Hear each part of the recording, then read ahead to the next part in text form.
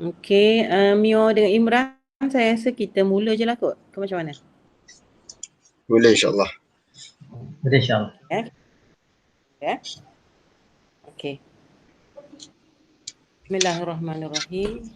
Alhamdulillah wassalatu wassalamu ala asyrafil mursalin wa ala alihi wa ashabihi ajma'in. Rabbi shrah li sadri wa yassir li amri wahlul 'uqdatam min lisani yafqahu qawli. Subhanaka la ilma lana illa ma 'allamtana innaka antal alimul hakim. Pertama sekali saya nak pastikan suara saya jelas. Boleh tak bagi respon? Okey. Okey, saya nak sebut dua perkara di sini. Pertama, untuk presentation sekejap lagi, saya akan gunakan PowerPoint siri 2 lah. Tapi macam biasa, saya tak boleh nak buat dalam bentuk slide lah. Mungkin something related dengan application saya sendirilah. Jadi bila saya start slide, dia terus reject. Dia tak boleh nak buat. So harap dapat berpuas hatilah dengan paparan yang tersebut. Okay, yang kedua, saya sendiri pun duka cita jugalah sebab terpaksa menangguhkan program kita ni sampai beberapa kali. Dan seperti yang maklum, suami saya kena mild stroke lah. Jadi alhamdulillah keadaannya tak teruk lah. Alhamdulillah. Mungkin kerana cepat bawa ke hospital dan sebagainya, dan kami buat rawatan awal juga sebelum ke hospital tu dengan fisionya, dengan persediaan mental dan sebagainya itulah. Jadi alhamdulillah, mungkin ini pengajaran untuk kami dan juga untuk semua orang lah, supaya berjaga-jagalah. Dia tidak kira usia juga, tetapi dia akan tiba kalau tak kena cara lah. Kalau tak kena cara, tak kena gaya hidup, mungkin boleh menyebabkan kita ditimpa sakit yang boleh mengganggu lah urusan seharian. Tapi alhamdulillah ala kulli hal wa fi kulli hal, juga dengan doa adik-adik pelajar semua, alhamdulillah. Saya pun ucap terima kasih atas understanding masing-masing lah. Alhamdulillah. Terima kasih banyak-banyak. Semoga kita sama-sama terus maju ke hadapan. Dan yang ketiga poin saya di sini sebelum saya mula ialah, saya bukan ahli sejarah.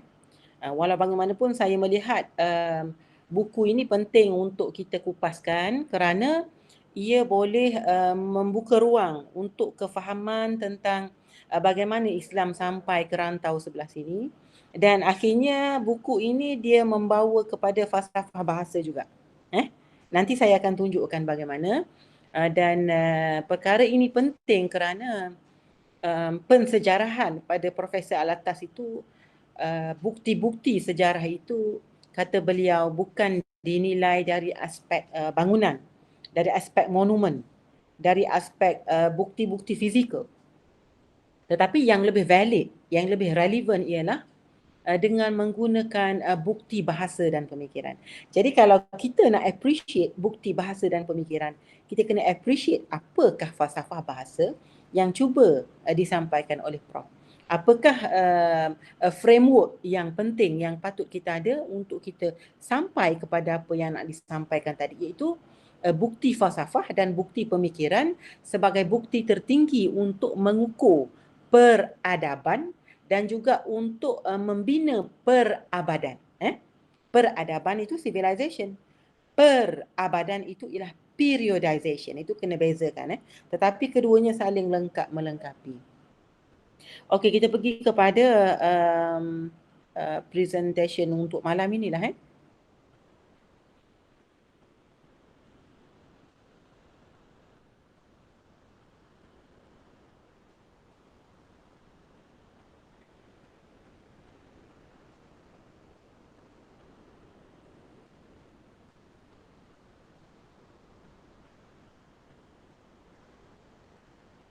Okey, saya harap boleh nampak skrin saya sekarang ni. Boleh ke? Boleh. Ya. Okey, kalau tengok di sini Tengok tarikh pun masih sama. Sebab saya dah siapkan awal lagi beberapa minggu lepas. Okey, kita pergi kepada outline untuk siri malam ini. Kita nak bercakap tentang dua perkara penting. Pada siri yang lepas, kita bercerita tentang biografi Profesor Syed Muhammad Nakib Alatas dan kemudian sedikit tentang pensejarahan. Dan sudah tentulah kita bincang tentang 4 versi buku Islam dalam sejarah dan kebudayaan Melayu kan. Termasuklah yang telah diterjemahkan ke dalam bahasa Perancis. Okey, jadi untuk malam ini kita akan terangkan tentang dua perkara.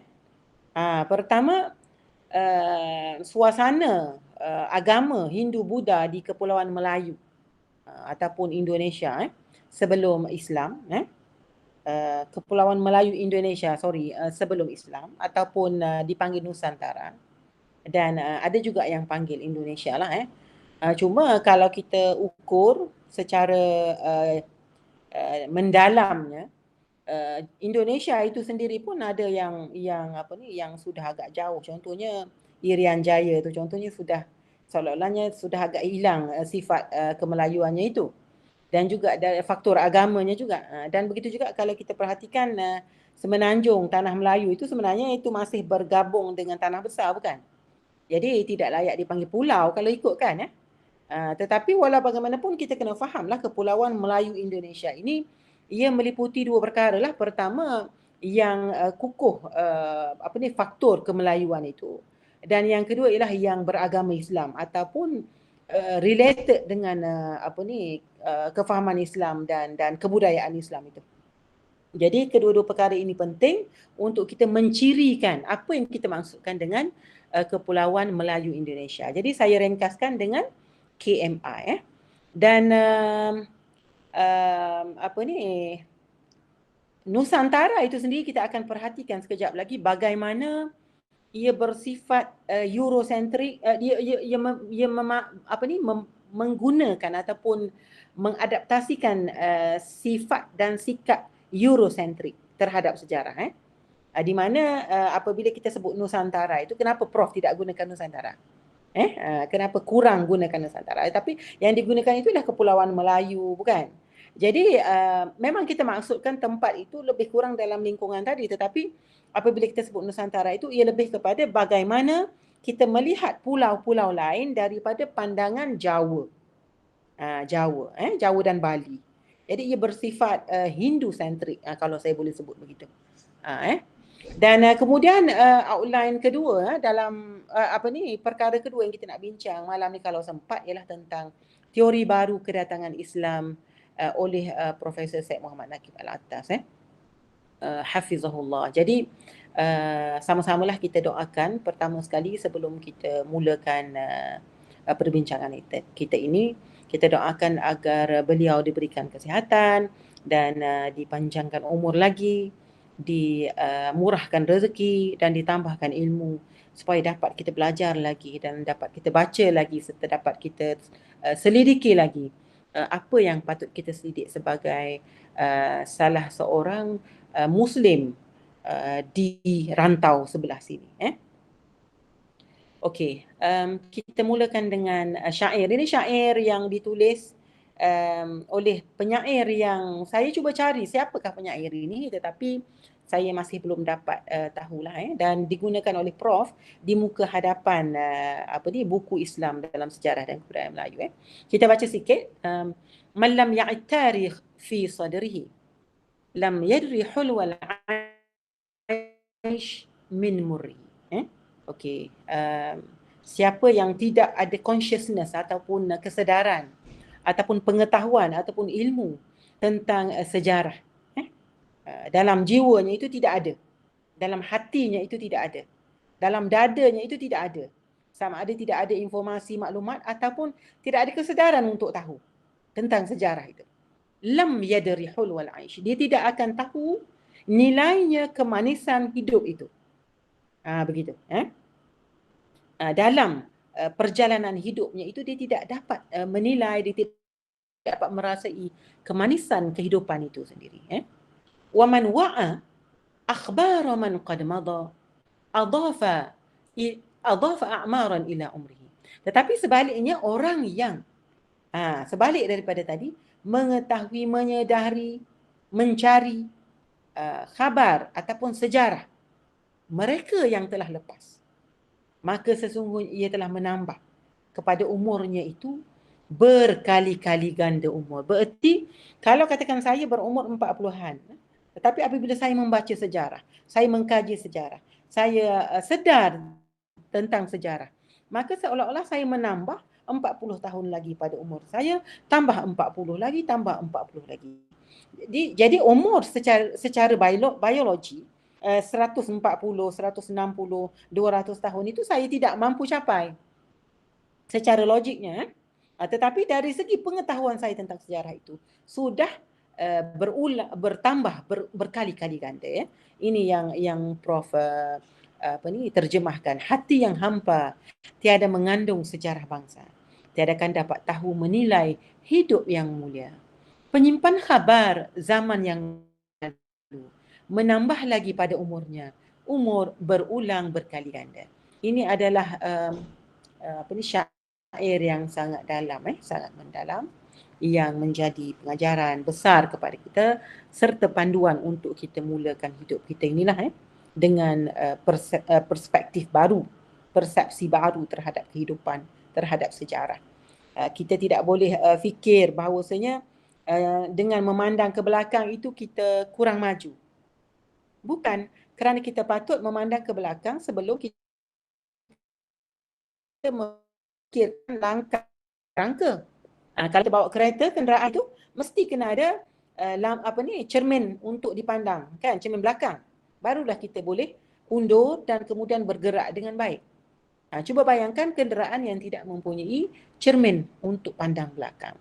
Saya rasa huru-hara, huru-hara. Tidak boleh reverse. Hanya boleh ke depan saja. Saya rasa tak ada tempat parking, tak ada, banyak masalah akan berlaku. Tragedi akan berlaku dalam kehidupan kita. Okey, ini ialah kita bawa balik teori Henry Pirin yang kita sebut sebelum ini. Ahlan wa sahlan, ahlan wa sahlan. Okey, teori Henry Pirin yang kita sebut sebelum ini, di mana Prof mengutarakan teori Henry Pirin ini bukan apa, sebab Prof sedang berhadapan dengan 300 orang orientalis, menteri, orang-orang cendekiawan-cendekiawan daripada pelbagai bangsa pada waktu beliau membuat syarahan ulung ini, Islam dalam sejarah dan kebudayaan Melayu. Maka dibawakan teori Henry Pirin ini sebagai satu logik, pemikiran logik dan falsafah yang memang diterima pakai oleh ahli sejarawan di barat sendiri, oleh orientalis sendiri. Jadi kenapa tidak dipakai juga untuk melihat ataupun menyoroti sejarah di Kepulauan Melayu ini. Terutama apabila melihat perkaitan antara Hindu dengan Islam itu. Bagaimana cara yang sepatutnya kita lihat.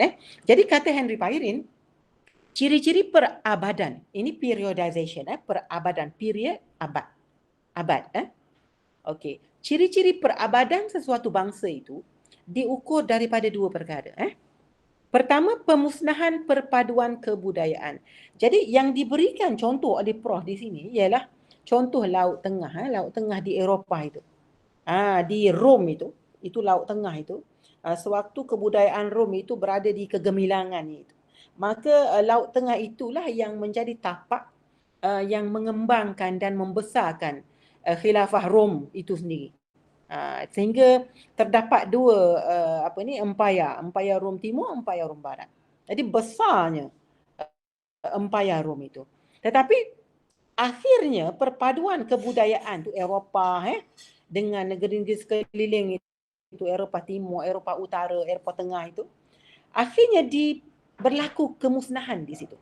Dimusnahkan dalam sejarah yang tersohor itu, empire Rom ini telah dimusnahkan oleh kaum Gasar.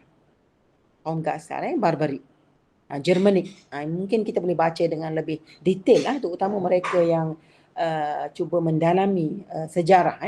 Jadi disebabkan kehancuran itu, maka berlaku perkara yang kedua, pemindahan paksi kehidupan itu daripada Laut Tengah itu dibawa ke utara, di sebelah Nordik, di sebelah atas utara. Jadi bila berlaku begitu, maka bermulalah periodization baru dalam sejarah barat lah, sejarah barat, sejarah Rom itu sendiri. Sebelum itu kita panggil kegemilangan kerajaan Rom, tetapi apabila berlaku serangan itu, maka berlaku kemusnahan dan kemudian naiknya kerajaan Islam dan kemudian masuknya rationalization daripada kebudayaan Islam itu, maka bermulalah dia panggil Middle Age. Middle Age itu sebenarnya ialah kejatuhan Empayar Rom itu di barat, tetapi bermulanya naiknya kerajaan Islam di sebelah timur lah. Itu. Jadi berlaku perabadan sesuatu bangsa itu disebabkan dua perkara ini. Jadi perkara ini jelas. Dan kenapa Prof membawa ciri-ciri ini? Kerana nanti kita nampak dalam teori baru peranan Islam dalam sejarah Asia Tenggara ni. Jadi Prof menggunakan rangka pemikiran Pairin ini untuk menunjukkan kepada masa, untuk menunjukkan kepada akademia bahawasanya dengan cara yang sama kita patut melihat periodization alam Melayu itu dengan lebih dengan lebih stabil dan dengan lebih tepat, dengan lebih benar. Okey, ini yang saya sebutkan sebelum inilah, pada sesi yang lepas, di mana lebih kurang sebelum 600 Masihi ke belakang itu, yang memainkan peranan dalam pemikiran manusia itu dan juga dalam pentadbiran itu ialah kekuatan seni dan tahayul, kekuatan seni dan tahayul, dan tidak terkecuali di alam Melayu. Ini Prof cuba bawakan persamaan dan perbezaan, comparison and contrast, similarity juga antara sejarah Eropah dengan sejarah Melayu Indonesia. Jadi kita nampak seni dan tahayul ini ataupun khurafat ini ataupun estetika ini telah berada di persada ataupun kemuncak sebelum kemunculan rasionalisme. Dan apabila disebut rasionalisme, maka tidak dapat lari daripada Islam, sebab Islam yang mula-mula membawa rasionalisme itu pada 600 Masihi ke atas itu di Eropah dan juga di kemudiannya di Melayu Indonesia, di Kepulauan Melayu Indonesia. Perkara ini sangat penting, kita nampak perkaitan dia itu, baru kita nampak bagaimana Prof rebut ataupun rebut, buat rebuttal ataupun rod terhadap teori kedatangan Islam ke Nusantara ataupun ke alam Melayu. Okey, kita tengok di sini Kepulauan Melayu Indonesia sebelum Islam. Okey, jadi pada kurun yang pertama Masihi itu sebenarnya yang mendasar, yang memegang, yang mempengaruhi, bahkan yang berada di tanah tersebut ialah agama Hindu, agama Buddha dan agama nenek moyang lah pada waktu itu. Dan ini saya telah sebutkan sebelum itu tadi. Perkataan lain bagi Kepulauan Melayu Indonesia ialah Nusantara dan Indonesia itu sendiri. Jadi kita kena perhatikan di sini bahawa pada tahun ataupun pada kurun ke-15 ke bawah ataupun lebih kurangnya pusat pemusatan itu pada kurun ke-15 itu, perkataan Nusantara itu dia digunakan dalam naskah-naskah Jawa, dalam naskah-naskah Jawa, dan ia bermaksud bagaimana meninjau keadaan pulau-pulau lain di sekeliling Pulau Jawa dan Bali itu dari pusatnya, iaitu Pulau Jawa dan Bali. Jadi semua perkara dinilai daripada Jawa, semua perkara dinilai dengan Bali, semua perkara dinilai dengan Pulau Jawa atau Bali. Dan kemudian selepas itu perkataan Nusantara ini cuba dinaikkan ataupun digunakan semula oleh sarjana Belanda. perhatikan kebanyakan ahli sejarawan Indonesia adalah daripada golongan orang-orang Belanda lah, orientalis Belanda. Jadi dalam kes ini ialah Brandes ataupun JLA Brandes yang telah menggunakan semula perkataan ini pada tahun 1889 Masihi. Dan selepas itu dalam era awal kurun ke-20 dalam 1930-an itu Nusantara itu dijadikan gelaran Indonesia dan salah seorang yang bertanggungjawab ialah namanya Douwes Dekker. Jadi rakan-rakan kita di Indonesia mungkin biasa mendengar nama ini. Douwes Dekker ni ada 2 orang. Dia ayah dan anak. Tetapi yang dimaksudkan ini ialah anak yang kahwin dengan orang Jawa. Nama beliau ialah Danu Dirja Setiabudi. Namanya. Itu orang Belanda yang kahwin dengan orang Jawa. Jadi mereka ini bertanggungjawab untuk memunculkan Jawa dan Bali itu sebagai pusat peninjauan sejarah Indonesia. Ini penting untuk kita perhatikan. Okay, so far so good. So far so good? Okay. Okay, saya tengok ada nota di sini. Ya. Ya, terima kasih. Imran ke ataupun Mio ni? Ini adalah kata-kata Imam Syafi'i.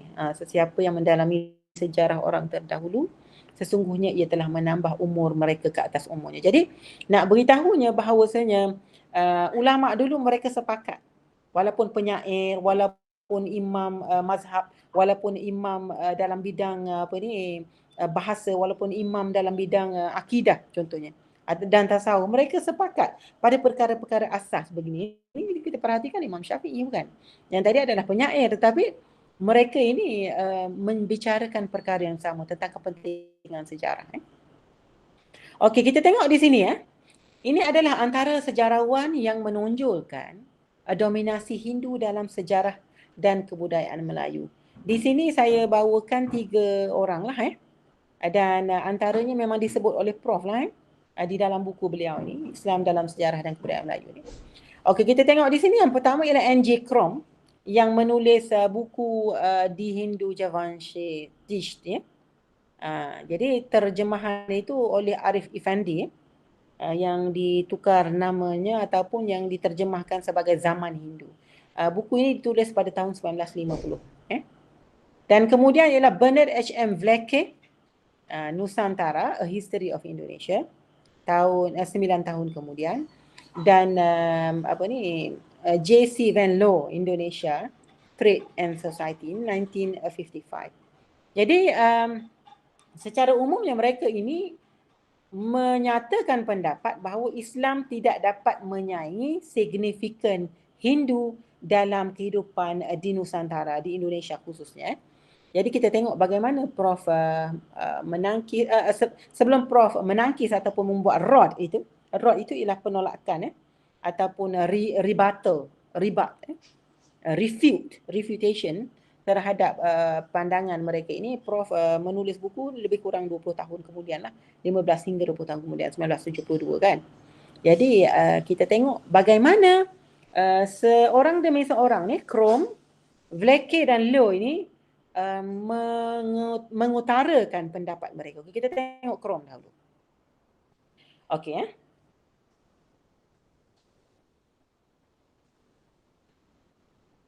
Okey, ini sebenarnya boleh baca sendiri tetapi walaupun kita baca tanpa kita faham apa yang dimaksudkan oleh Prof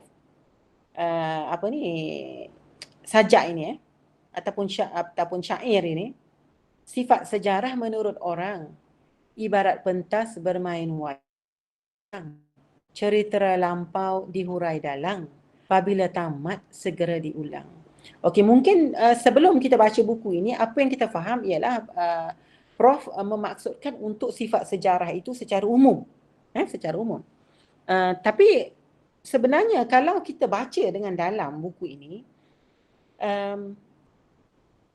kita tidak nafikan sifat sejarah secara umum kita boleh faham daripada syair ini ataupun daripada sajak ini.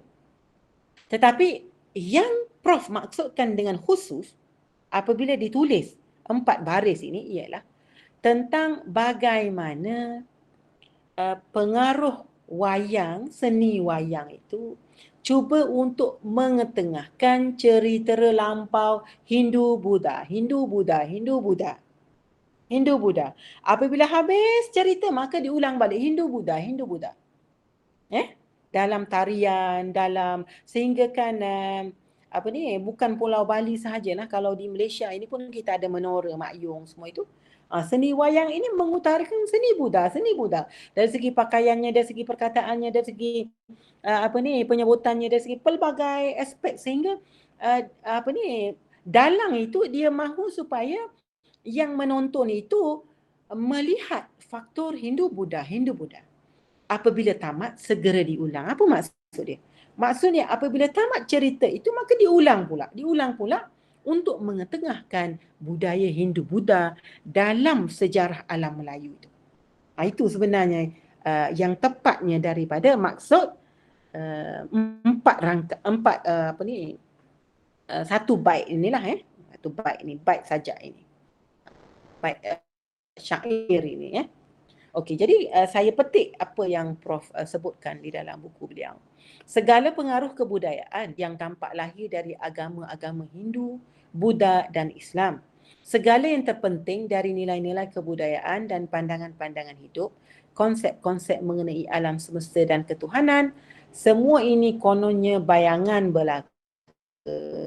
Pengaruh-pengaruh agama-agama itu sudah sedia ada, iaitu berotoktoni dari sejak purbakala pada Bumi Putera sendiri. Jadi sebenarnya sejarah yang ditayangkan dalam alam Melayu kita ini cuba untuk menonjolkan bahawa Islam itu tak ada apa pun sangat. Islam tu tak ada apa pun sangat. Bahkan apa yang ada pada masyarakat di Kepulauan Melayu Indonesia itu sebenarnya sudah pun ada sejak sedari mereka itu Bumi Putera, tidak mengenal Hindu, tidak mengenal Buddha, tidak mengenal Islam. Dan persamaan budaya-budaya ini sebenarnya telah menyebabkan apa yang mereka ada itu sekarang. Ini teori otoktoni dan teori ini memang ditolak terus oleh profesor atas. Okey, kita tengok di sini NJ Krom. NJ Krom. NJ Krom ini mengetengahkan beberapa perkara tentang bahasa Sanskrit, tentang catatan Tionghoa yang mengetengahkan kehebatan raja yang menganut agama Hindu, yang ada gelaran Warman, dan disebutkan bahawa masyarakat tempatan itu memeluk agama Hindu itu bukan dengan perang lah, tetapi dengan kerelaan mereka. Itu satu. Dan yang kedua, perkara ini sebenarnya disokong juga oleh sejarawan yang lain. Dan yang kedua, Hindu yang ada di Indonesia itu ialah dalam bentuk kasta tertinggi Brahman. Dan perkara ini terbukti melalui monumen-monumen penting lah. Candi, tugu, ukiran batu, pintu gerbang itu menunjukkan ajaran kasta tertinggi Brahman itu. Dan juga kalau ditengok juga dalam inskripsi lukisan aksara Palawa di candi-candi itu. Okey, kita boleh tengok sekejap lagi bagaimana okey, tengok di sini ini Candi Borobudur di Jateng ini. Mereka yang betul-betul pakar sejarah dan juga yang pakar arkeologi boleh memberitahu ataupun mengetengahkan perkara-perkara detail di dalam ukiran-ukiran ini. Boleh tengok di sini. Yang ini saya pergi secara ringkas sahaja. Candi Prambanan di Yogyakarta, dan kita ada puluhan di Pulau Jawa sahaja itu kita ada lebih daripada 20 yang masyhur candi-candi ini. Yang kita kenal Borobudur kan, kita selalu dengar, tetapi banyak sangat candi-candi ini, dan sebab itulah mereka mengatakan bahawa di Pulau Jawa itu dan di sekitarnya itu pengaruh Hindu-Buddha itu sangatlah hebat, sangatlah besar dan Islam itu tidak mampu menandingi kehebatan Hindu yang telah dianuti di situ. Ini Pelausan, Candi Pelausan di Jateng. Okey, yang ni Candi Jabong, Jatim, Jawa Timur. Tengok dia punya ciri-ciri bentuk-bentuk dia itu. Ada sebahagiannya itu ni hampir serupa dengan patung-patung tertentu yang menjadi seni budaya masyarakat di tempat-tempat tertentu di alam Melayu ni, bukan? Dan sentiasa dibuat festival dan sebagainya tu. Okey, yang ni Candi Tikus Dan ini kalau di Malaysia ni kita ada Candi Lembah Bujang di Kedah lah dan kecil sajalah di sini. Dan ada juga sebahagian yang sudah pun diruntuhkan Okey, ini kata Krom. Kata Krom, Islam datang ke Kepulauan Melayu Indonesia melalui pedagang Gujarat India dan Islamisasi berlaku secara perlahan-lahan. Dan kalau berlaku pun di tempat yang tidak ada pengaruh Hindu. Dan peringkat awal Islam itu pendatang itu sahaja yang Muslim. Tetapi masyarakat tempatan itu tidak. Masyarakat tempatan itu tidak. Dan akhirnya pada kurun ke-15 ini, sewaktu kelemahan kerajaan Hindu di Jawa ini, Islam semakin perlahan-lahan diterima dan kemudian menggantikan agama Hindu di situlah. Okey, Vleke pula sama dengan Krom pendapat dia tu. Jadi pertama sekali Hindu itu tidak dipaksakan ke atas bumi putera ataupun ke atas rakyat tempatan dan agama Hindu itu diserap perlahan-lahan dan masanya itu sehingga beratus-ratus tahun lah. Sebab bermula daripada 1 Masihi itu.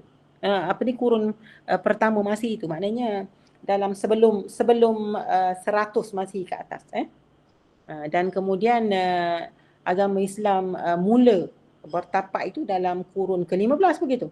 15-16 begitu. Ataupun mungkin awal sedikit macam yang Prof buktikan di Terengganu itu. Itu pada kurun ke-14 batu bersurat Terengganu 1303 Masihi. Di mana kata Prof apabila kita sebut 1303 Masihi itu secara automatik kedatangan Islam itu telah lebih awal daripada 1303. Kerana 1303 Masihi itu merupakan tahun batu bersurat itu dibuat. Tetapi untuk sampai kepada tahap membuat undang-undang dan dinyatakan di dalam batu bersurat sedemikian itu bukti undang-undang begitu, ia memakan masa yang sebenarnya lagi awal. Okey, jadi di sini disebutkan bukti-bukti kedatangan Islam itu yang kata Vleke kerana perdagangan rempah. Pertama katanya batu nisan dengan nama Sultan dengan pahatan Al-Quran dikenal pasti dari Gujarat. Kemudian batu nisan saudagar Malik Ibrahim dan peranan saudagar rempah ini yang berdagang itu secara sambil lalu lah ataupun secara tidak atas dasar mubalik itu. Tidak atas dasar Islam itu sendiri, tetapi lebih kepada faktor ekonomi. Ini kata Vleke lah. Okey. Dan katanya lagi penyebaran Islam di Kepulauan Melayu Indonesia tidak berlaku secara sistematik. Katanya tidak ada badan, tidak ada masjid yang diwujudkan khusus untuk menyebarkan Islam. Macam di Madinah itu Rasulullah SAW telah membina masjid itu khusus untuk menyebarkan dan juga membuat aktiviti-aktiviti agama di situlah. Tapi katanya di KMI ini tidak berlaku perkara sedemikianlah. Dan penyebaran Islam itu hanya berpusat di tempat perdagangan rempah di Cirebon, Demak, Japara, Gersik dan Surabaya. Okey, masih lagi oleh Vleke. Jadi Vleke ini mengatakan bahawa Islam apabila tiba di Jawa itu, di kepulauan Melayu Indonesia ini, ia tidak dapat menggugat pengaruh agama Hindu. Sebab itulah katanya seni wayang masih bertapak dan masih lagi sampai sekarang pun tidak dapat dihilangkan lah tidak dapat dipupuskan begitu. Dan kemudian banyak cerita-cerita epik yang masyhur seperti Ramayana, Mahabharata dan juga sebahagian batu nisan di perkuburan Islam di Jawa itu masih mengekalkan unsur-unsur Shiva itu. Walaupun dengan tulisan Arab. Ini kata Vleke. Ini kita nak kena nampak apa yang mereka cuba percatukan di sini. Okey, ini Van Loo ni disebut oleh Prof lah. Okey, jadi kalau kita perhatikan Van Loo ini, menurut beliau teori kedatangan Hindu melalui perdagangan adalah lemah. Okey, dari luaran kita nampak seolah-olah Venlo ini sama pendapatnya itu dengan Prof. Maknanya teori kedatangan Hindu melalui perdagangan itu adalah lemah. Tetapi apabila kita kaji dan baca, sebenarnya yang dimaksudkan oleh Venlo ialah kedatangan Hindu melalui perdagangan sebenarnya kurang tepat. Tetapi yang tepatnya ialah Hindu itu datang melalui dakwah, melalui dakwah yang khusus. Dan Hindu yang disebarkan di Pulau Jawa, Bali dan sekitarnya itu adalah Hindu daripada kasta yang tertinggi, daripada falsafah yang tertinggi, daripada teori agama yang paling ataupun metafizik Hindu yang tertinggi itu. Maknanya hebat, maknanya bagus, kualiti yang hebat. Begitu, itu yang dia nak maksudkan oleh Venlo ni. Okey, jadi di sini mungkin saya boleh skip yang ni, mungkin boleh baca sendiri selepas ini. Jadi daripada situ katanya Islam yang datang ke tanah Melayu ini disebabkan oleh mulanya kejatuhan kerajaan Hindu di Kepulauan Melayu dan kemudian naiknya dinasti Islam di Mogol, itu yang menyebabkan pesatnya penyebaran Islam di kepulauan sebelah sini dan kemudian oleh sebab kerajaan Islam menguasai Selat Melaka, maka dia dapat menguasai politik dan ekonomi kawasan sekitar Selat Melaka itu. Ini kata Venlo lah. Dan juga kata beliau Islam itu rapid spreadingnya itu salah satu sebabnya ialah persaingan atau competition dengan mubalik Kristian Portugis yang cuba melawan Kesultanan Melayu Melaka. Dan dia katanya Venlo ini lagi, kedatangan Islam tidak membawa budaya tinggi kepada penduduk tempatan. Jadi apa yang dimaksudkan oleh Venlo ini kalau mengikut Prof ialah suatu cara ataupun attitude ataupun sikap yang memperlekeh-lekehkan ataupun memperkecilkan peranan Islam dalam sejarah dan kebudayaan Melayu. Dan ini sebenarnya jasa Profesor Syed Muhammad Nakil Atas, di mana beliau mengangkat peranan Islam dalam sejarah dan kebudayaan Melayu. Di mana beliau membetulkan persepsi bagaimana kita melihat Islam itu dalam kebudayaan Melayu di kepulauan kita ini. Dan bagaimana sebenarnya bukti-bukti sejarah yang kita rasa sebenarnya betul itu sebenarnya adalah tidak betul, tetapi yang lebih tepat adalah pemikiran dan juga tulisan dan juga bahasa. Okey, jadi kata beliau, laksana hukum yang telah dijatuhkan terhadap Islam ialah bahawa Islam itu tiada membawa apa-apa perubahan asasi dan tiada pula membawa suatu tamadun yang lebih luhur daripada apa yang sedia ada. Jadi bawaan pemikiran sarjana-sarjana barat dari dahulu memang sudah mengisyaratkan kecenderungan ke arah memperkecil-kecilkan Islam dan peranannya dalam sejarah Kepulauan Melayu. Jadi ini sebenarnya dah jadi satu decree ataupun suatu veto terhadap pensejarahan di alam Melayu kita ini. Okey, ini kata Profesor Alatas tentang pengaruh Hindu-Buddha di Kepulauan Melayu Islam, Melayu Indonesia. Okay, kata Prof, sebenarnya apa yang disebutkan oleh sejarawan Belanda dan orientalis tentang Buddha ataupun Hindu-Buddha di KMI itu sebenarnya merupakan hanya sekadar lapisan tipis golongan raja dan bangsawan. Dan golongan raja dan bangsawan yang memeluk agama Hindu ni sebenarnya mereka sendiri pun memilih selektif dalam menyampaikan ajaran agama Hindu itu. Dan walaupun mereka memahami, tetapi apa yang dibawa kepada rakyat, apa yang diangkat kepada rakyat, apa yang ditonjolkan kepada rakyat hanyalah dari aspek politik. Itu raja sebagai penjemaan dewa-dewa. Jadi apabila rakyat terima ini, maka dengan mudah rakyat itu dapat menerima arahan, dapat dikontrol dan dikawal gitu. Dia punya implikasi daripada menerima raja sebagai penjelmaan dewa-dewa. Dan kemudian ajaran agama Hindu itu diajar secara kesenian dan bukan dalam bentuk ilmu, bukan dalam bentuk penyebaran faham, bukan dalam bentuk perbincangan falsafah dan metafizik. Jadi kata Prof, contohnya kesusastraan Jawa kuno, mereka banyak mengetengahkan mitos, epik, cerita perwira, dan ada 3 contoh di sini, Mahabharata, Bhagavad Gita dan Bharatayuddha, yang mana 3 karya ini diangkat dengan begitu hebatnya oleh keraton-keraton, oleh bangsawan-bangsawan, raja-raja di sebelah Jawa ini. Sedangkan karya penting yang mengetengahkan perkara-perkara penting kehidupan, perkara-perkara asas dalam beragama, seperti Negara Kertagama dan Arjuna Wiwaha, tidak diketengahkan oleh keraton dan tidak disyarah kepada massa. Ini penting untuk kita fahamlah.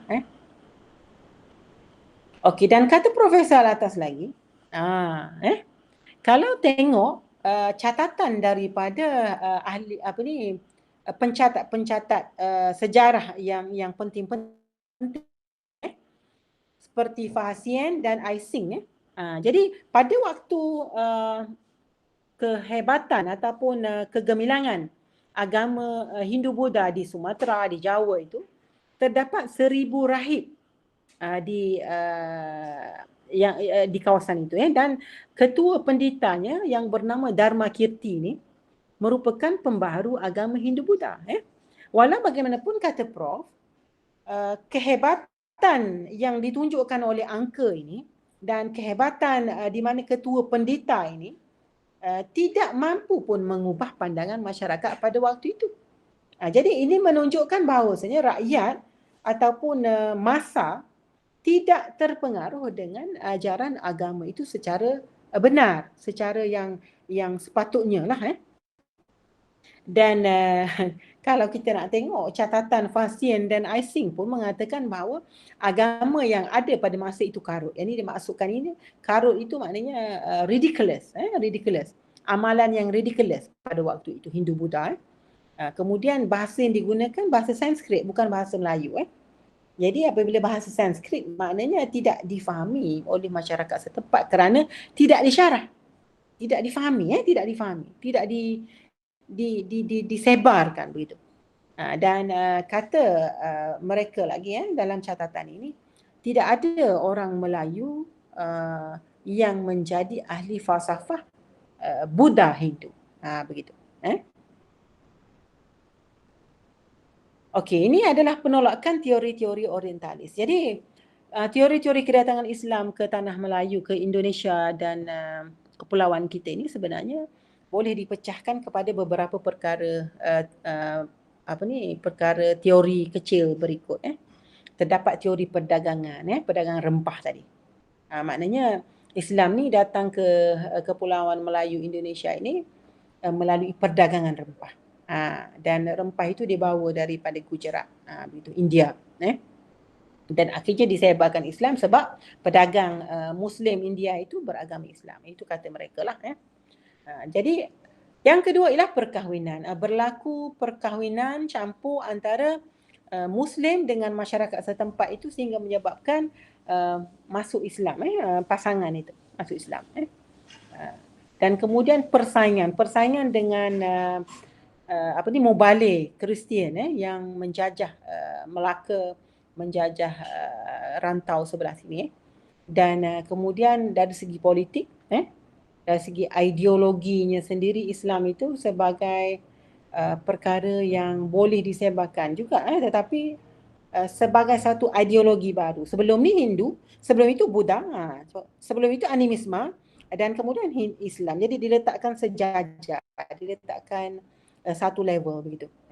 Dan akhirnya yang autoktoni. Autoktoni ini maksudnya ciri yang telah ada pada masyarakat setempat itu, walaupun datang Hindu, walaupun datang Buddha, walaupun datang Islam, disebabkan persamaan ciri yang ada dalam budaya masyarakat setempat dan pemikiran mereka, maka mereka boleh menerima Islam itu. Dan perkara ini dimaksudkan kepada tasawuf lah. Di mana pada zaman tersebarnya ajaran tasawuf di Indonesia itu pada zaman Hamzah Fansuri, pada zaman Abdul Rahman Singkil, pada Abdul Rauf Singkil, pada zaman Raniri itu. Jadi katanya unsur tasawuf yang sama itu telah ada wujud sejak seawal kurun pertama Masihi itu lagi. Jadi oleh sebab ada persamaan, maka mereka mampu menerima Islam dengan senang. Begitu. Okey, jadi kata Prof, kebanyakan daripada teori-teori ini adalah tidak sah, tidak saintifik, bahkan tidak benar. Kerana kata beliau, perabadan harus diukur dalam konteks yang lebih signifikan. Seperti yang dibuat pengkaji sejarah barat Henry Pyrine. Dan pemikiran dan bahasa merupakan bukti yang lebih penting dan tepat berbanding monumen kesenian dan kesusasteraan. Jadi ini saya telah sebutkan tadi. Dan rot yang dilakukan, rot ini maknanya penolakan yang dilakukan terhadap teori otoktoni ini yang mendasar dalam penulisan sejarah alam Melayu ini, kata Prof tolak begini. Pertama, agama Hindu bukan agama Semitik, tetapi Islam agama Semitik. Jadi bagaimana boleh mereka yang pro kepada teori otoktoni ini mengatakan ada persamaan dalam agama Hindu dan pemikiran masyarakat pada waktu itu yang telah memeluk Hindu itu dengan Islam, kerana kedua-dua ni mempunyai perbezaan yang sangat besar. Okey. Yang kedua, ciri bahasa Jawa kuno dan Sanskrit dan bezanya dengan ciri bahasa Arab sebagai bahasa Al-Quran. Di mana Jawa kuno dan Sanskrit adalah bahasa puisi. Tetapi Al-Quran ini bahasa prosa. Yang ini kita tengok selepas ini. Kalau sempat, kalau tak sempat, kita kena sambung pada minggu hadapan. Okey, Hindu Buddha ini berasal dari India. Islam berasal daripada Arab. Hindu Buddha tidak universal. Tidak menyebarkan ataupun tersebar seperti mana Islam. Tapi Islam ini universal. Meliputi semua golongan masyarakat, meliputi semua bangsa, etnik dan sebagainya. Okey. Kemudian ajaran Hindu Buddha itu berasaskan Vedanta ataupun Neoplatonisme. Tetapi Islam berasaskan ajaran Tauhid.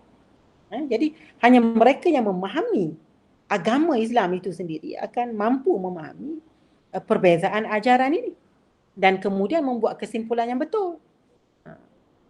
Kemudian ajaran Brahman terhadap keraton. Tetapi Al-Quran sangat berpengaruh kepada masyarakat.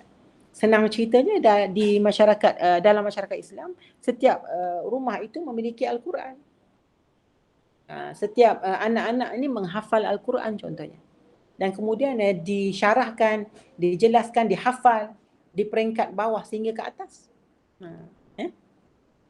Dan kemudian Hindu Buddha memperkenal diri pada tahap kesenian, tetapi Islam pada tahap rasionalisme.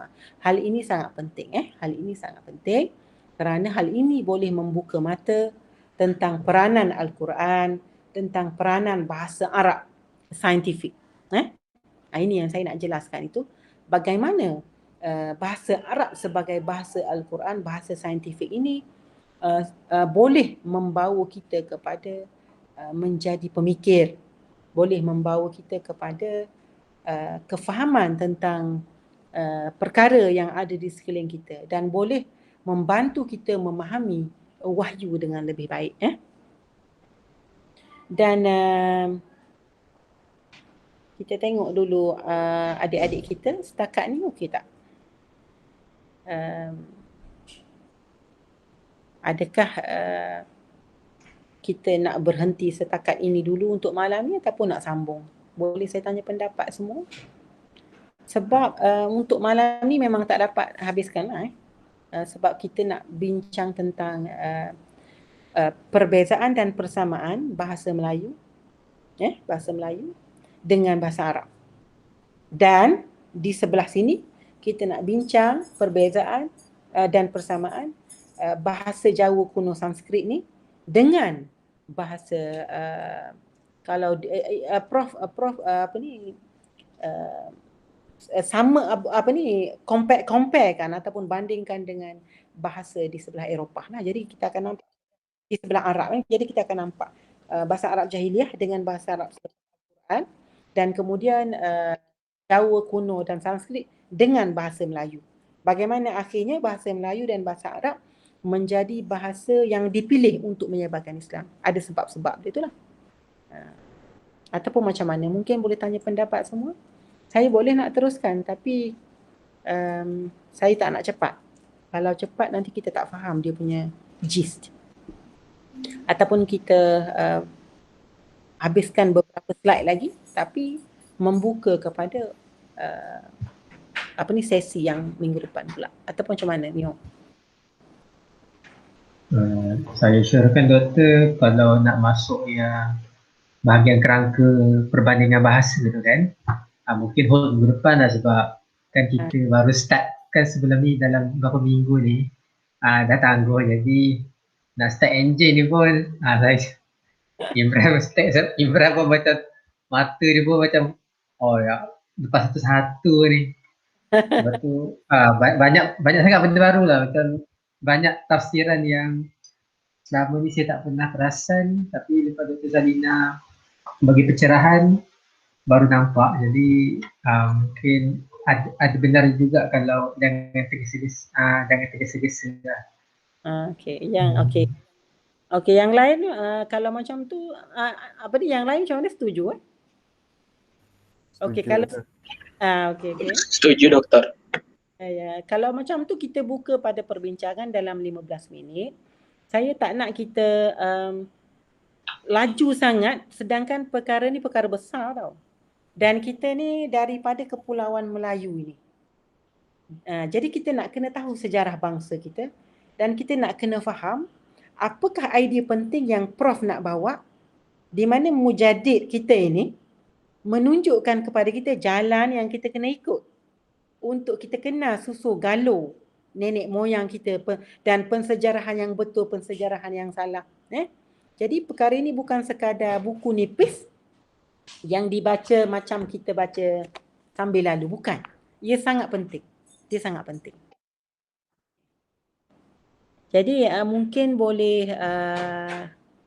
tanyakan soalan sikit lah. Saya ingat saya nak dapat feedback sedikit daripada adik-adik. Walaupun sekadar pencerahan, walaupun sekadar komen, walaupun sekadar tanya soalan, walaupun walaupun orang kata macam baru nak mula gear 1, gear 2 tak kisah, tetapi ia boleh membawa kepada apa yang membuka minda. Sebab itu yang Prof bawakan. Maknanya kita tengok sesuatu itu dengan perspektif yang lebih luas dan juga yang lebih mendalam. Luas satu hal, tetapi juga pergi dengan lebih mendalam. Itu dua perkara yang patutnya disatukan lah, disatukan. Mungkin boleh, jangan malu-malu lah, boleh utarakanlah soalan ke ataupun nak bagi cadangan. Silakan.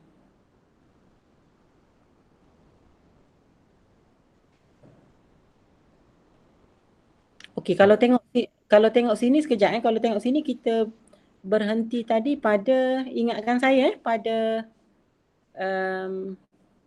slide 28. Slide 28. Sepatutnya malam ni kita tamatkan pada 36. Tetapi 12 lagi ni walaupun sedikit, 12 ke 8 ni walaupun sedikit tetapi isinya itu syarat. Itu yang kita nak bawa ke minggu depan. Boleh Okey, silakan. Kita bincang sikitlah walaupun sekejap, walaupun sekadar beberapa minit. Silakan. Jangan terima saja. Mungkin boleh bagi feedback juga. Bahagian mana? Saya sangat alu-alukan. Jangan malu-malu. Silakan. Doktor. Ya, saya. Jadi macam nak kongsi sikit yang apa saya dapat malam ni kan. Ini saya macam kita tarik lah. Macam mana Prof tu boleh, yelah setengah-setengah kan mungkin berfokus pada sejarah Eropah. Okey, terbiasa Eropah, Asia. Cuma ni sampai tahap nak tengok kitab Hindu pula. Tengok macam mana kasta-kasta. Mungkin kita tak terfikir pula. Tu macam rasa wow. Memang wow sangat lah. Memang wow sangat kalau Prof ni dia tak bercakap saja. Orang kata dok cakap saja. Firman ni orang Terengganu cakap ni dok cakap saja. Terengganu ni maknanya di pantai timur di Semenanjung Malaysia lah. Okey. Jadi Prof ni apabila disebut sesuatu itu maka telah dibuat kajian yang mendalam. Itu kita kena belajar. Satu. Yang kedua, Prof ini pemikiran dia itu macam dia tidak satu aspek saja. Dia tauhidik. Dia tauhidik maknanya meliputi semua dan kemudian ada yang mendasar itu. Ada yang mendasar. Contohnya meliputi pensejarahan semua bangsa dan dibawa sejarah Eropah dan kemudian dibawa sejarah alam Melayu dan kemudian digandingkan itu. Digandingkan itu. Dan dalam masa yang sama dibuat refutation tu, rod tu. Itu bukan senang tu. Itu hanya orang yang prolific yang boleh buat perkara yang sebegitu. Nak faham sejarah Eropah, nak faham falsafah sejarawan Eropah dan orientalis, nak faham pemikiran orientalis yang mengkaji alam Melayu, nak faham personal interest mereka dan juga bagaimana nak review. Dan kalau kita perhatikan dalam tahun 1972 ini, waktu dibuat syarahan ini, jadi Prof ini dia bukan bercakap depan orang calang-calang. Beliau membuat syarahan di depan 300 menteri yang bercampur dengan cendekiawan, yang bercampur dengan orientalis, yang bercampur dengan jurnalis, yang bercampur dengan ahli media, orang-orang media. Jadi perkara ini bukan perkara yang senang dan sehinggakan dicatat gambar beliau membuat syarahan itu dan diterjemah ke dalam bahasa Perancis itu, dan di mana kita lihat diterjemahkan balik Hati yang Hampa Tiada Mengandung Sejarah Bangsa itu ke dalam bahasa Perancis. Bahasa Perancis ini merupakan salah satu bahasa ilmu yang penting selain daripada Jerman. Jadi kita kena belajar dengan Prof ini dalam pelbagai aspek. Bukan sekadar mendalami buku ini, tetapi juga membawa kepada penghayatan dan cara kita bawa diri kita itu, disiplin diri. Kan? Yang disebut loss of adab tu, adab tu apa? Disiplin apa? Disiplin soul, mind and body. Ketiga-tiganya. Jadi disiplin seorang ilmuwan itu bagaimana diletakkan teori itu, diletakkan teori Eropah, teori sejarah alam Melayu, dan kemudian dibuat refutation dengan bukti yang sangat kejap, yang sangat hebat, yang sangat kemas. Sampai sekarang ni tak mampu nak ditolak oleh ahli sejarawan lain lah. Ditulis sejak tahun 1972 dan kemudian beberapa tahun selepas itu, tapi sehingga sekarang tidak ada lagi yang mampu untuk menolak lah apa yang beliau teorikan itu. Kalau ada pun adalah mungkin kalau kita ceritakan di sini pun kurang sesuai juga. Cuba untuk review sedikitlah tentang apa yang ditulis oleh Prof tentang batu berserak Terengganu itu. Ada seorang profesor daripada universiti di tempatan kita di Malaysia ni, tetapi apa yang beliau cuba untuk refutekan balik itu sebenarnya kurang berasas juga. Tapi mungkin kita boleh bincangkan dengan ahli sejarawan yang lebih mahir lah, macam Profesor Saini dan juga Profesor Tatiana lah. Saya sendiri macam saya katakan cuba untuk membuka jalan kepada kita ni supaya kita dapat melihat batu asas yang cuba ditunjukkan oleh Prof lah untuk kita lalui. Silakan. Kita ada dalam mungkin 10 minit lagi. Tak apa, sekejap pun tapi berguna insya-Allah. Doktor, nak minta pandangan doktor lah. Selain daripada Prof Alatas, maksudnya kan salah satu kan Islam karya kajian Prof ni kan suatu bentuk refutation terhadap orientalis yang salah dalam apa orang kata mentafsir dan juga merekod sejarah dan sebagainya untuk sejarah alam Melayu ni. Selain daripada usaha seperti mana yang Prof buat ni, ada tak sarjana Melayu lain yang buat juga usaha sebegini rupa? Kalau sekadar dalam pengetahuan doktor lah. Setakat yang saya tahulah, Profesor Atas merupakan pelopor. Kalau ada pun mereka bergerak atas teori yang dilandaskan oleh Prof ini. Sebab ini teori besar ni. Kalau ada yang mungkin ada sedikit pembetulan data dan sebagainya itu saya tak pastilah. Tetapi teori ini sendiri, teori yang menyanggah kedatangan Islam ke tanah Melayu melalui pedagang India ni tidak dibuat orang lagi. Sebab kebanyakan yang menulis tentang kedatangan Islam ke tanah Melayu ini, mereka mengatakan solid bahawasanya pedagang India yang membawa Islam. Tetapi Prof kata bukan pedagang India tetapi pedagang Arab. Bukan pedagang Arab. Pendakwah Arab. Pendakwah daripada Arab, daripada Hadramaut. Dan dibawakan bukti-bukti itu. Jadi yang sefaham saya lah yang membawa teori itu sendiri hanya Profesor Latas lah, tetapi yang berada di bawah kerangka ini mungkin ramailah, banyaklah nama-nama yang kita boleh sebutkan, terutama anak-anak murid beliau. Dan apa yang penting ialah kita kena faham bahawa Prof juga menegaskan dalam buku ini, bagi penganut agama Islam yang telah menganut Islam di Kepulauan Melayu Indonesia ini, memang tak ada masalah. Yang datang bawa Islam tu orang India ke, orang Arab ke, tak ada masalah. Sebab alhamdulillah kita pun Islam, bukan?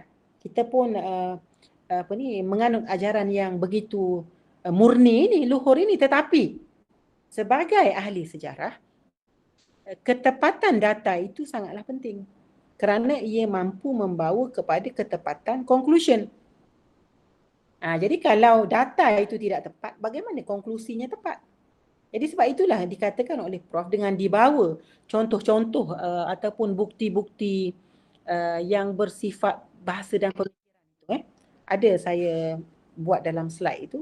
Contoh-contoh yang penting-penting. Contohnya mazhab akidah, mazhab fiqh. Dan kemudian sebutan Al-Quran itu sendiri.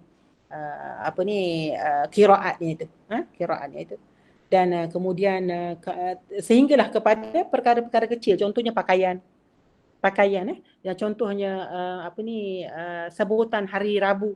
Kalau kita belajar bahasa Arab itu Al-Jum'ah, As-Sabt, Al-Arbi'ah, bukan? Tetapi kalau di Hadramaut itu disebut Rabu. Tidak disebut Al-Arbi'ah, disebut Rabu. Dan perincian kecil-kecil yang lain itu tidak disebut oleh Prof. Tetapi kita mampu cari di mana kalau di Hadramaut itu dipakai kufiyah itu. Kopiah, bukan? Kita panggil di sini kopiah. Di sebelah Sumatera saya tak pastilah, tapi di sebelah sini yang kita pakai di kepala itu kopiah, kufiyah. Dan kemudian selimut itu salimut. Itu daripada Hadramaut juga sebutan itu. Jadi perkara-perkara begini sebenarnya mereka yang tidak faham itu. Dan apatah lagi kalau bersifat kitab. Kitab Nasafi dan sebagainya itu bersifat kitab yang memahami akidah ahli sunnah wal jamaah itu contohnya. Maka dia tidak mampu menolak bahawasanya kedatangan Islam ke tanah Melayu itu daripada pedagang ataupun pendakwah Arab. Walaupun kita tidak menafikan mereka, kata Prof, berhenti di India dan daripada India datang ke sini. Tetapi mereka bukan asal India, mereka daripada Arab. Itu yang diketengahkan oleh Prof. Jadi fakta ini, kata Prof, perlu tepat. Apabila tepat, maka ia membawa kepada conclusion yang tepat. Itu yang mustahab. Itu kehebatan pengamatan ataupun observation Prof dalam pensejarahan ini. Wallahualam. Yang lain tu mungkin kena check jugalah, Miao. Mungkin boleh tanyakan direct dengan Prof Tatiana ke, Dr. Aliza Elias ke. Kalau di Indonesia saya tak pasti yang mendalam dalam bidang sejarahnya itu siapa. Kebanyakannya dalam bidang metafizik, falsafah dan juga ekonomi, Dr. Ugi semua tu. Mungkin kalau ada nanti saya boleh beritahu minggu depan lah siapa yang terlibat. Okey, wallahualam.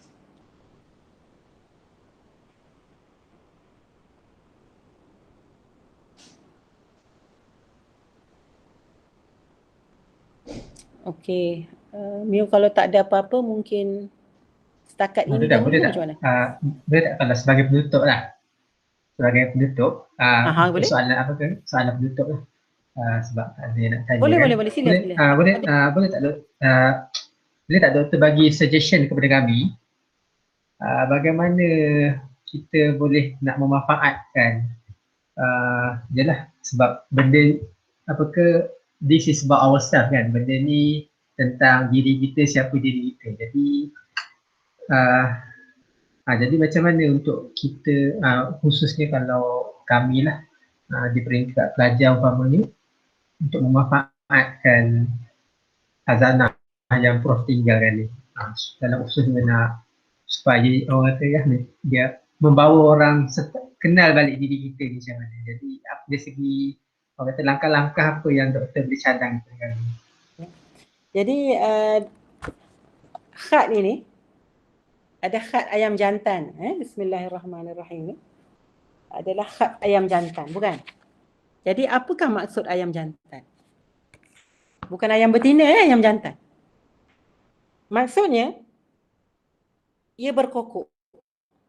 Apabila ia berkokok, bererti ia mengejutkan orang. Apabila ia mengejutkan orang, apakah yang dimaksudkan dengan mengejutkan? Malam ya'id tarikh. Malam ya'id tarikh. Siapa yang tidak sedar tentang sejarah. Dah ayam berkokok pun tak sedar juga. Ayam berkokok kita sedar. Apabila kita sedar, maka kita tahu kita di mana. Maka kita tahu kita nak buat apa, bukan? Kita tahu kita nak bangun sembahyang subuh. Kita tahu kita nak ke kelas. Kita tahu kita nak pergi kerja. Maka consciousness yang disebabkan oleh ayam jantan ini, dia pergi kepada pemikiran. Consciousness. Bukankah ahli falsafah barat ada mengatakan kalau kita tak pasti tentang kewujudan suatu apa pun, yang penting kita pasti tentang I. I itu aku. Kita conscious. Oh, ada aku. Aku ada. Aku wujud. Therefore I am. Kan? I am. Therefore I exist. Jadi, kewujudan itu diukur dengan aku. Jadi, aku itu dikejutkan oleh ayam jantan. Ayam jantan ini ialah Islam. Islam. Islam tu apa? Islam itu datang dibawa oleh Rasulullah SAW untuk membawa kita kepada pemikiran yang betul. Okay, itu dari segi teorinya. Dari segi praktikalnya bagaimana? Sebagai pelajar yang wajib kita belajar bahasa Arab dengan baik. Kenapa? Kerana Al-Quran adalah bahasa yang menjadi wakil kepada agama Islam. Kenapa tidak dipilih bahasa lain? Kenapa tidak dipilih bahasa Greek pada waktu itu? Kenapa tidak diambil bahasa Greek untuk jadi wakil kepada Islam? Tetapi yang diambil ialah bahasa Arab. Kerana bahasa Arab jahiliah pada waktu itu masih suci. Masih tidak bercampur dengan unsur-unsur falsafah Greek, Yunani, Romawi, bahkan Parsi. Dan kemudian sama juga di alam Melayu. Itu Prof tunjukkan persamaan itu. Di alam Melayu, pada waktu kedatangan Islam, kenapakah pemikir-pemikir Islam ini, pedagang Islam ini, pendakwah Islam ini memilih bahasa Melayu? Bahasa Melayu dengan bahasa Arab pada waktu itu, Arab jahiliah, sebelum Islam itu ada persamaan. Bahasa pedagang, bahasa yang simple, bahasa yang masih tulen. Bahasa yang tidak bercampur dengan pemikiran-pemikiran yang tidak tauhid. Begitu. Yang masih lagi pure, yang masih lagi boleh diajar, masih lagi boleh dimasukkan unsur-unsur yang elok, yang betul. Begitu. Sebab tu dipilih. Inna anzalnahu Qur'anan Arabiyan. Jadi kena ingat, kenapa Allah sebutkan inna anzalnahu Qur'anan Arabiyan la'allakum ta'qilun. Digabungkan Arabiyan itu dengan ta'qilun. Jadi sebagai pelajar, sebagai pekerja, sebagai orang yang mencari ilmu, walaupun anda seorang ibu, seorang suami, seorang pekerja biasa, bukan seorang pemimpin negara, tetapi kena tahu bahawa bahasa Arab itu perlu dipelajari sebagai bahasa Arab Al-Quran, bukan bahasa Arab komunikasi semata-mata. Bahasa Arab Al-Quran. Dan kita akan bincangkan apa yang dimaksudkan oleh Prof sebagai bahasa Arab ialah bahasa yang saintifik, bahasa ilmi, bahasa mantiki, Yang ni yang berat sikit yang kita nak ceritakan, yang kita kena bawa pada minggu depan. Dan sebenarnya memang buku ini dia menunjukkan sejarah kita dan kemudian dia menunjukkan jalan yang kita kena lalu supaya kita dapat menjulang balik ataupun sekurang-kurangnya membawa diri kita ini kepada tamadun yang elok. Dan tamadun itu sendiri dia bermula daripada individu. Kalau kita pelajar, kita jadi pelajar yang cemerlang, yang bangun awal dan kemudian melakukan ibadah-ibadah sunat dan ibadah-ibadah wajib. Sudah pastilah ibadah wajib tu. Dan kemudian ibadah-ibadah yang tidak khusus juga. Dan kemudian kita melakukan kita biar ada disiplin dalam diri kita itu, disiplin belajar, disiplin ke kelas, disiplin menulis nota, disiplin bertanyakan soalan, disiplin buat research, disiplin perbincangan, disiplin perbahasan. Begitu. Dan kalau kita nak wujudkan perbincangan misalnya, maka kita kena ada disiplin bagaimana nak meletakkan satu ground di mana kita boleh bersetuju atas suatu perkara sebelum dibahaskan, sebelum dibincangkan contohnya. Begitu. Dan kemudian kita kena faham apa yang kekurangan yang kita ada sekarang ni dalam universiti yang kita ada ini, dan kemudian apa yang patut kita top up. Kita tidak boleh bergantung pada universiti semata-mata. Tapi kita kena bergantung kepada sejarah kita yang mengajar kita bahawa ada perkara yang lompang di situ, ada perkara yang kosong di situ. Begitu. Dan kemudian kalau orang yang bekerja itu, bagaimana dia kena bekerja mencari rezeki, dan kemudian balik daripada mencari rezeki itu, pada malamnya itu ia mencari ilmu. Jangan sekadar untuk mencari makan untuk anak isteri, untuk ibu, untuk ayah, tetapi kita lupa bahawa kita kena menghadap Allah SWT.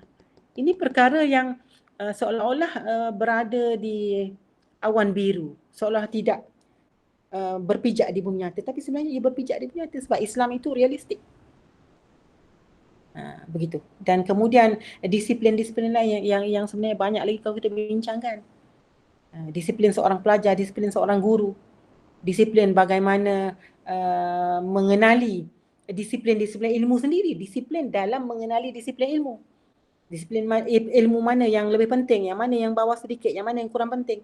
Dan disiplin bagaimana kita menolak perkara yang tidak penting sebab kita nak mencari ilmu. Maka perkara yang menghambat kita di tengah itu, maka ditolak ke tepi. Sebab itu ada juga yang contohnya bangun pagi sebagai pelajar, pukul 5 itu sudah lewat.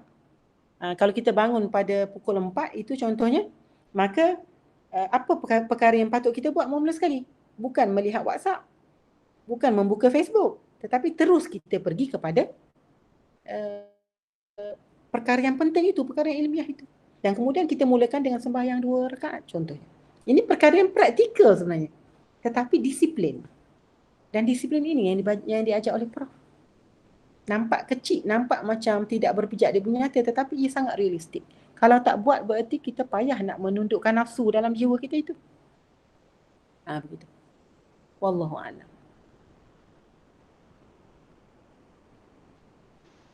Okey, jadi terima kasih Dr. Sarina atas kupasan untuk diskusi pada malam ini. Saya mewakili pendengar yang lain, sekadar ucapkan terima kasih banyak-banyak lah atas kesediaan doktor untuk menyampaikan ilmu kepada kami. Mudah-mudahan sampai kepada kami. Dan saya pun mewakili Shadow Circle juga ucapkan terima kasih atas kesediaan yang lain untuk bersama. Mudah-mudahan di sesi akan datang kita dapat hadir sekali lagi. Jadi insyaAllah kita tutup dengan tasbih kafarah dan suratul Nas. Subhanallah walhamdi asyhadu an la ilaha illa anta astaghfiruka.